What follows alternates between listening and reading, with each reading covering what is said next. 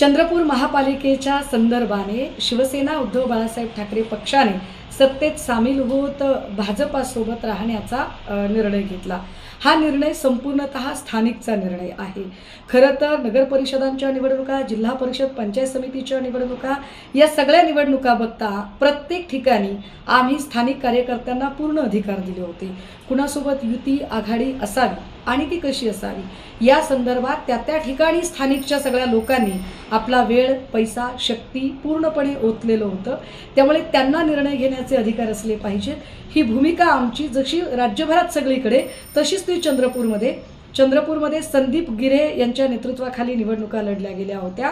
विशेष संदीप गिरे आणि स्थानिकच्या सगळ्या लोकांनी काँग्रेससोबत बोलण्याचा प्रथम प्राधान्याने प्रयत्न केला आणि काँग्रेसला म्हणजे अगदी शिवसेनेला आपण उपमहापौर पद दिलं तरी चालेल आणि आम्ही आपल्यासोबत यायला तयार आहोत अशी आपली अगदी ओपन टू हार्ट आपण त्यांना निमंत्रण दिलेलं होतं। मात्र स्थानिकचं जे नेतृत्व आहे, विशेषतः प्रतिभाताई धानोरकर वगैरे या सगळ्या मंडळींचा काही गोंधळ संपत नव्हता। अशा वेळेला आमच्या संघटनेमध्ये स्थानिक पातळीवर विस्कळीतपणा येऊ नये यासाठी संदीप गिरेंनी ती घेतलेली भूमिका, ही भूमिका त्यांनी माझ्याशी चर्चा केलेली आहे आणि मी एकूण तिथलं स्थानिकचं जे समीकरण आहे आणि ती स्थिती आहे ती सन्मान्य पक्षप्रमुखांना सुद्धा व्यवस्थितपणे कळवलेली आहे।